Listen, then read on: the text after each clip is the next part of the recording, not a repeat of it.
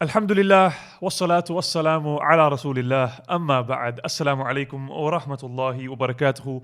Brothers and sisters, welcome back to Ramadan with the Mandem. Today is a very special episode because we have a very special brother. That's right, you saw it in the title, you saw it in the thumbnail, you see him right next to me. Striidez is back. Do you want to give salam to the people quickly? Assalamu alaikum wa rahmatullahi wa barakatuh. But he doesn't like, he's not Striidez anymore. Oh, okay. Yeah. So we talk about the da'wah. You're not da'wah man anymore either, are you? Yeah. Okay, sorry. We'll come to that, inshallah. For those of you guys that are just joining us, this is a brand new episode. This is a brand new show where we're going to be releasing a new episode every day in Ramadan with different brothers. You know, it's called Ramadan with the Mandem, to try and get you to spend Ramadan with the Mandem and just see the effect that the da'wah has had on these brothers over, you know, the last however many years. So let's get straight into it.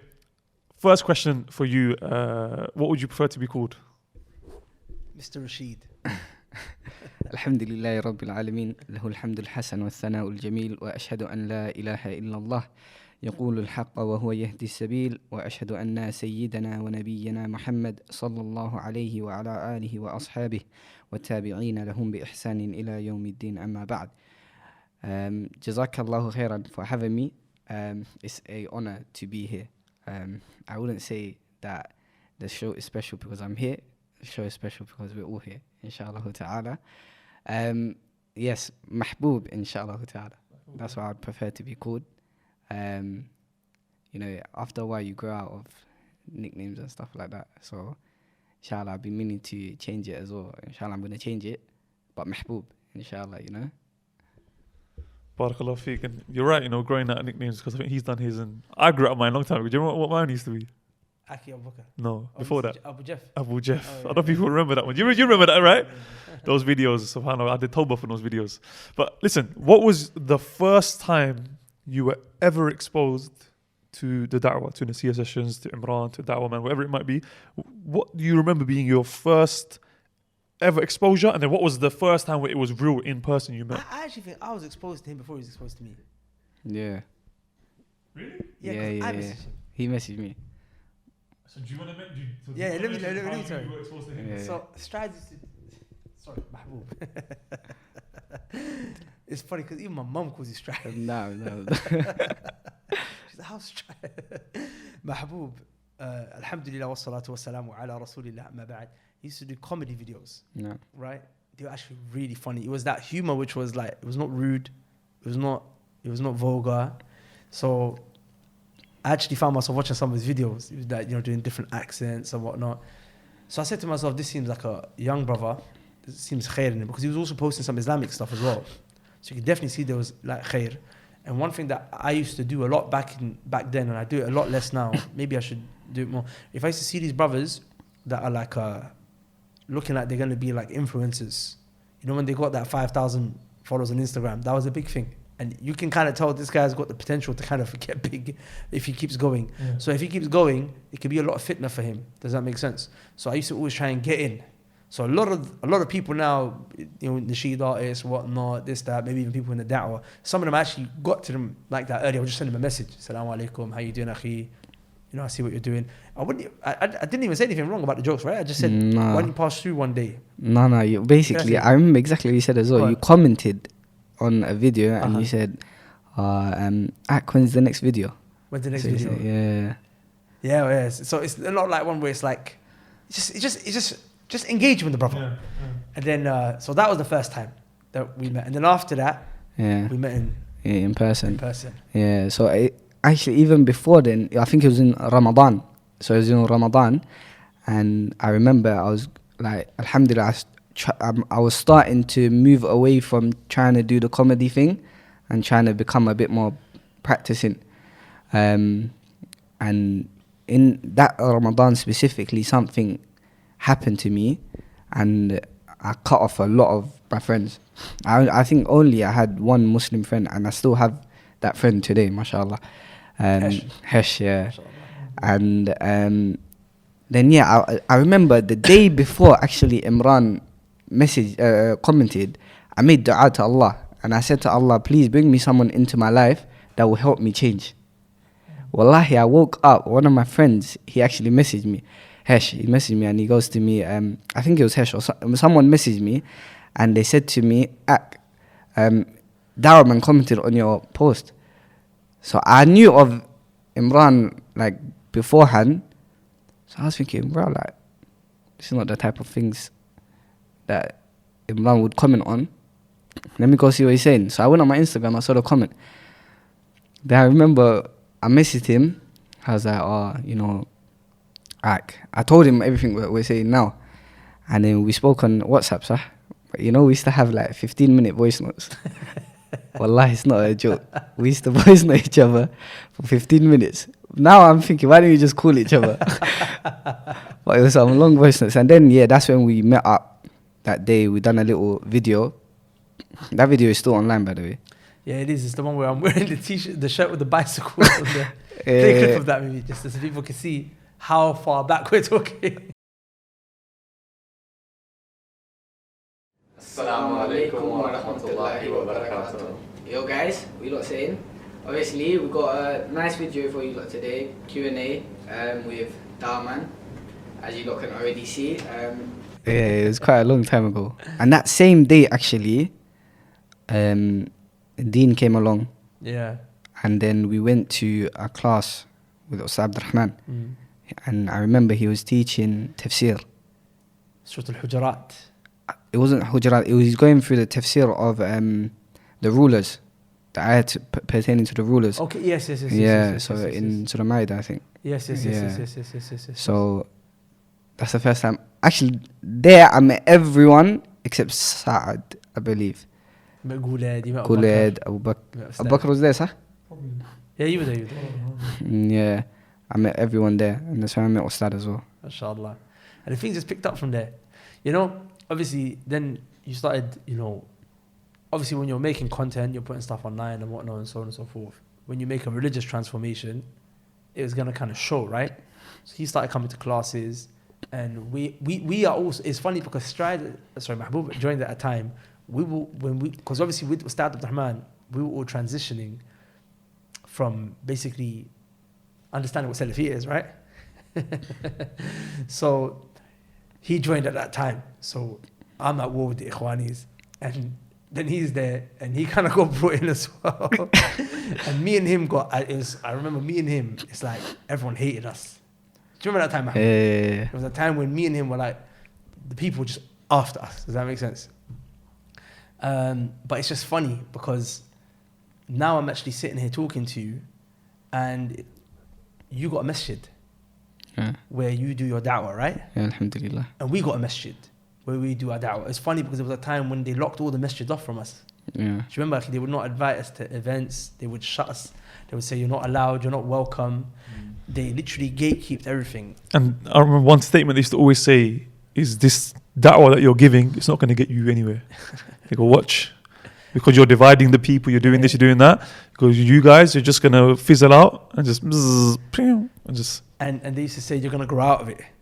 You're going to grow out of it. You're going to come over to our side. Yeah. But now look, I'm just saying, like, if you compare, like, the journey, like, by the virtue of Allah alone and not us at all. Because remember they used to say, akhi, like, as in, we used to push this concept a lot, that it's not about the majority. Everyone used to say, you're telling me the majority are wrong? Yeah. And you guys are right. And we say it's not about the majority. If you're patient as a minority, eventually Allah will give you victory. No. Now you find that the minority here has got a masjid. And we got a masjid. And the minority over in East London, Ustad Yassin, Masjid Mamnowi, he's got his masjid.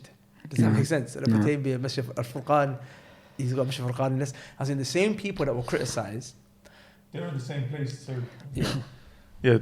If I'm not mistaken, they're still in the same place. They haven't changed. What you mean? No, I'm saying the ones who were criticized, meaning us. I'm not saying this at all to show off or anything, because I know it was by the virtue of Allah alone. Of course, 100%. But just as a matter of fact, if you looked at, it's like what Allah Azza wa Jal said, فَأَمَّا الزَّبَذْ فَيَذْهَبُ جُفَاء. The filth is going to go, akhi. The filth is going to go. What will remain is that which will benefit people. So, alhamdulillah, now, he's just told me today something shocking as well. Like just say it on the mic, please. Alhamdulillah, just before the start of this year, I finished the memorization of the Qur'an. Allahu Akbar. Like, I had it before, but it wasn't strong. But Alhamdulillah, this year I can say it's strong. You know why that's shocking to me on so many levels, Akhi? Yeah? It's because, like I said, the same people that used to criticize, where are they now? And they used to say, this guy's a jahil, he doesn't know nothing, he's a kid. Now he's memorized the Qur'an. Allahumma And barik. some people, Allahumma barik. that's the first thing. The second thing is, I actually remember, because a lot of people probably realized that the Mahbub was with us like every day. Yeah. And you know when someone's with you every day because things are going up on the What was that show story you and used to whatnot. have? Real Talk. Real Talk. Real yeah, Talks. Yeah. Yeah. So I'm saying he was with us every day, Yeah. but he disappeared. Yeah. And this is before he became a teacher. He disappeared. The reason he disappeared is because I remember he actually said, I want to focus on memorize Quran. And I used to say to him, Akhi, you're not. Remember he said to you? I said, nah, Akhi, look, you're just saying it. People just say they're going to memorize the Quran. And they disappear and then just fall off and whatnot. Do you know what I'm saying? Because you hear that from a lot of people. Yeah. Akhi, I just want to focus on Quran. But he always used to have a love for the Quran. صح. Right? صح. And he actually did it. And now he's, Allahumma barik, leading Taraweeh in his local masjid. Wallah, He's basically running now. He's been given an open door. Same way, alhamdulillah, Masjid Furqan and Hamzullah have said to us, Yeah, do whatever you guys basically want. In fact, with him, they actually went a step further. They actually said, run the masjid. Like, run the masjid, help us. Like, it's a big blessing from Allah, man. But I want to go back to you, Mahbub. What role would you say the da'wah on our end had on you and your journey from where you started, when you first came into contact with it, to where you are now, that development phase? How much of an impact would you say that it had on you, and in which areas would you say specifically? So Imran's slightly touched on it. Obviously, when I first met Imran, that day I met Ustad as well. So without sort of, if I did, and that's why when even I look back in everything that happened in my life, I think, subhanAllah, this thing happened for a reason. And if this thing didn't happen, then this wouldn't have happened. And maybe I wouldn't be sitting here today. So it's like, because of, obviously with the permission of Allah and meeting Imran, I got close to Ustad Abdurrahman Hassan. So now I started going to the classes. And as Imran said, I used to be there like every day. I used to take the train. I remember what was the train called? Overground. Yeah, but Southwest, Southwest, yeah. So I used to get off at the train station every day. And I remember every day that I went home, majority of the days I was just taking Uber home because it was late night. I didn't want to go back on the train. It's a bit of a slip, all of that sort of stuff. I remember every day I was doing that, yeah. SubhanAllah, I think about it. Then I wasn't even working, but somehow I had money to take Uber every single day back home. It's ajib, wallah, even if I think about it now. So, alhamdulillah, going to the classes for like those 2-3 years benefited me a lot. To this day, that foundation that I got from being with the brothers and especially Ustad Abdurrahman Hassan, it's things now that you see the people they wish they had, because it's things that differentiate you and make you, no matter where you are, make you firm in terms of, after the permission of Allah, it gives you a foundation to be like, you know what, alhamdulillah, I'll be okay. Even if I'm not around all the brothers, I know what's happening. So in that way, that affected me a lot. That's a very important point, and I don't want it to pass. Look what he said that knowledge is a foundation that keeps you firm. Even if you don't have brothers around you, you will stay a lot strong. A lot of brothers, their deen is connected to the people that they're connected to. I actually remember Ustad said this to me. One of the first meetings I had with him, we used to bring him to we started bringing him to Kingston Masjid, right? To do some classes, because I used to do that in that masjid before. I'm talking like 10 years ago, 9 years ago. And we sat outside in the car, the masjid, and he said to me, Amran, these lectures and whatnot that we're doing is good, but you don't need knowledge. Because knowledge is like a CCTV camera that goes into the toilet with you. Like as in, meaning like it goes everywhere. There's not a place where you are where the knowledge is not because the knowledge is inside your chest. Because the benefit of that is that you will always be firm on your deen, inshallah ta'ala. Exactly. Whereas other people, a reminder is like a paracetamol. I got a headache. The paracetamol will take away the pain, but it's not solving the problem. So the reminder, like when people come to like a lecture, most people, their knowledge is only reminders. They only come to Matik in the masjid, for example, on the weekend, or they only go to listen to a lecture by this person. That you're just taking paracetamol. But what is gonna actually change you is not taking the paracetamol, it's changing your diet, starting to exercise now, maybe even getting surgery. That's the lessons. That's the ilm. That's the weekly classes. Does that make sense? So the fact that you had that is that now, even if you're going away now and you're not around the brothers or whatever have you, you're still good to a certain level, inshallah ta'ala, because that knowledge, that principles. I remember like there was a time when it was just me and him going to Ustad's house and we was doing the long explanation of Nawaqid al-Islam.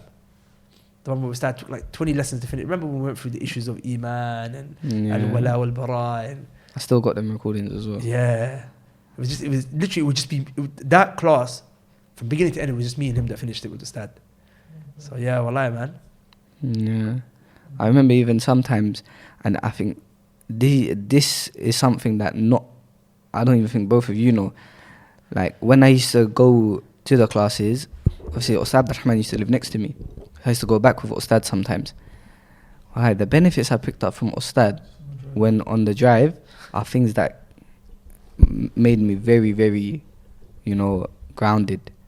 Subhanallah, even to this day, like.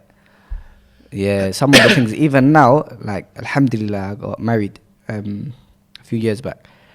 Things that Ustad used to talk to me about in the car, wallahi, today I use it in my marriage. Even me, some of the stuff back then, I never understood it. Back then, I was like, no, I get it now. I don't think Ustad's ever going to watch this, but I get it now. When he was there recently, we went to get breakfast, and Abu Bakr looked over the table and said, you know what, all the stuff you say, I never was of it. I'm with it now. Yeah. It takes time to marinate. That's what it is. At first, this is how sometimes a lot of the journeys are. At first, it's difficult. At first, it's like you don't really see the fruits, but it takes time to marinate. And then after a while, you realize that, subhanAllah, all of this was for a reason. And at the end of the day, I'll say, even like what Imran mentioned, like I remember the times Imran, all of the brothers used to be like to me, everyone says they're going to memorize Qur'an, but really, you're actually going to do it? And I use that as motivation, I won't lie to you. I use that as a motivation. I remember even there was one time where me and you sat down and was memorizing at the same time, remember? In Imran's dad's house. And we started at Baqarah, and we used to recite to each other. And I used to go home to myself, you know what? I even sat down one time with Ustad, and I said to him, Ustad, what would you advise me? To memorize the Qur'an or to seek knowledge and memorize at the same time? What would you advise? And Ustad told me that if you want to memorize it, and that's what you're actually going to do it. And don't listen to anyone else. And then that's what I did. That's if you're actually going to do it. And he was from the few that actually did. Allah about it. And not to forget, Chow Mabai. Yeah. Chow Mabai, Mahbub was one of the first panelists we had on Chow Mabai. It was me, you, Saad, and Mahbub. And then Guled would come every now and again. But it was us four. Us four were the ones, the pioneers of Chow with Mabai. And I can't lie, bro, there's always a comment on a video here and there. Where's Striidez? Where's Striidez? Where's he gone? And we couldn't tell them because, it was Allah Barak, brother was in the, what's it called? The supersonic chamber. No, what's it called?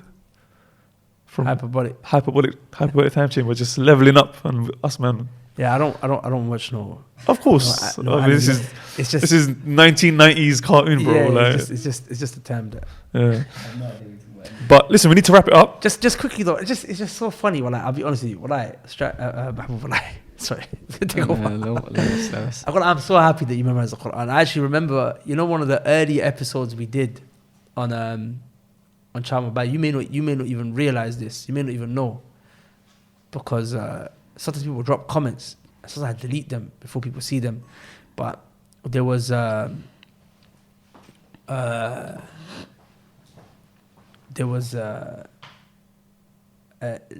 episode we did on free mixing. Yeah. So you recited an ayah, وَقَرْنَ فِي بُيُوتِكُنْ, but you said وَقَرْنَ فِي بُيُوتِكُنْ. Like you overemphasized the ra. And there was some sister, man, she put a very rude comment, wallahi. Yeah. Do you see it? No. She put a very rude comment. She was trying to mock it, whatever have you. Yeah. I deleted it. But like, look who had the last laugh. You know what I'm saying? Yeah. Like, look who had the last laugh. The guy's got memorized the Qur'an, akhi. That's a big thing. Allah barik. Yeah. MashaAllah. Wallahi, akhi, I'm so happy, wallahi. If I could even just say something, even this thing about memorizing the Qur'an, it was only recently until one of my teachers, who helps me a lot actually, he said to me, sometimes people, when they memorize the Qur'an, it's a big achievement, but I understand 11, 10-year-olds have done it, and they've done it before you, and they've gone on to do bigger things. So don't put all your focus now on, mashallah, memorize the Qur'an, move on. What's next? But I will say one thing though. Memorizing the Qur'an as a youngster is kind of, number one, it's easier. It's easier, yeah. There's less distractions. Yeah. Number two, maybe there's not much sincerity. In the sense where you're being told to do it. 'Cause I'm not saying not much sincerity, but you're being forced to do it. Your parents are maybe telling you. Yeah. When you do it as an adult, you're right, it's true. It is something kids do. And we all should have done it earlier. I mean, the Salaf would not let someone listen to hadith unless they had memorized Qur'an before they sat in the majlis. Yeah. But in our day and age, to do it as a grown man, married with kid, working, and to do it out of choice, I would say that there is an achievement there. Alhamdulillah. I would say there is definitely an achievement there. Alhamdulillah. So yeah, as always, because this is Ramadan, this is the month of the Qur'an, we don't want to busy you guys too much with podcasts, stuff like that. We try to keep these episodes as short as possible. However, since, I think, Allahumma barik, number one is the month of the Qur'an, and number two, we have a Hafid of the Qur'an here. I think it's only fitting if we could kindly request from Mahbub to recite a few ayat of his choice for us. I know it's Ramadan and you've probably been fasting and your throat's probably really, even my throat is dry and I've just been talking a little bit on this podcast. But if we could just get a few ayat from you, well, I'd really appreciate it. And I'm sure everyone watching would also appreciate it. Jazakallah khair.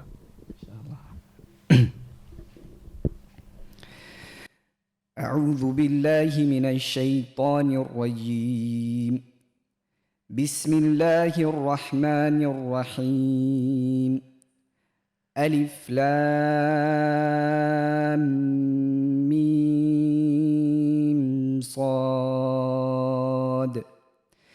كتاب أنزل إليك فلا يكن في صدرك حرج منه لتنذر به وذكرى للمؤمنين. اتبعوا ما أنزل إليكم من ربكم ولا تتبعوا من دونه أولياء قليلا ما تذكرون. وكم من قرية أهلكناها فجاءها بأسنا بياتا أو هم قائلون. فما كان دعواهم إذ جاءهم بأسنا إلا أن قالوا إنا كنا ظالمين. فلنسألن الذين أرسل إليهم ولنسألن المرسلين. فلنقصن عليهم بعلم وما كنا غائبين. والوزن يومئذ الحق. فمن ثقلت موازينه فأولئك هم المفلحون. ومن خفت موازينه فأولئك الذين خسروا فأولئك الذين خسروا أنفسهم بما كانوا بآياتنا يظلمون. بارك الله فيك. جزاك الله خيرا. بارك الله فيك أخي man, جزاك الله خير. I can't lie, Allah, I love you أخي man. May Allah bless you. Wallahi, if I've ever wronged you in any way, shape or form, please forgive me. Wallahi, I can't explain to you the amount of love I've got for you, Mahbub man. Wallahi, may Allah elevate you in ranks. And Wallah, I'm just proud of you, Akhi man. Wallah, and I pray Allah carries on increasing you in khair, increasing you in beneficial knowledge, and allows you to be and your children and allow you to be, a beacon of light of sunnah in the ummah, inshallah. But yeah, brothers and sisters, alhamdulillah, today's episode has been an amazing one. It's been good to have, brother Mahbub back. And as always, as mentioned at the very beginning on the previous episode as well, is that the reason why we're doing these episodes is because, alhamdulillah, as you can see, we're in our studio. We're this close to being able to get back to being fully functional. There are still a few more things that need to get done. So if you are able to donate, and like I said, these brothers that we're bringing on this show are brothers that have been affected by the da'wah. The brothers that have gone on now, and now Allah is leading tarawih in the masjid. That's a huge thing. Like, you don't know how many people are going to benefit in the future, how many people have already benefited. And if you were a reason for any of that benefit to come about because you donated and helped towards this da'wah, then brothers and sisters, inshallah, you will get the reward of each and every single thing that is done. Another thing that I've just done, for those of you guys that might want something a little bit more specific, what am I giving my money to exactly? If you click in the description, there will be a Amazon wish list with particular items that we need for our studio, for our office, stuff like, like as you see right now, we've only got 2 mics, so we need another 2 and a few other bits and bobs. So if you want, you can also go directly there and do that. If not, just click the link in the description to donate and support our da'wah. And finally, last and, of course, in Ramadan, we want to help. Of course, our da'wah is one form of charity. Another form of charity is helping those in need. And we've teamed up with Humanity Care Relief in the month of Ramadan to feed the poor, feed the fasting. They're feeding people from all over the world that are suffering. You got, Muslims, you got Rohingya Muslims, you got Pakistani Muslims, you got Afghani Muslims, you got African Muslims, you've got Palestine, Syria, Yemen. Everyone is being helped. And on average, it's approximately 4 to 5 people in a family get fed for just £40. Wallahi, brothers, £40, and you can feed 4 to 5 people for a whole month. So please give generously. Make sure you like the video, subscribe, and inshallah we'll see you on the next episode of Ramadan with the Mandem. Who knows who will be next? Assalamu alaikum. Peace.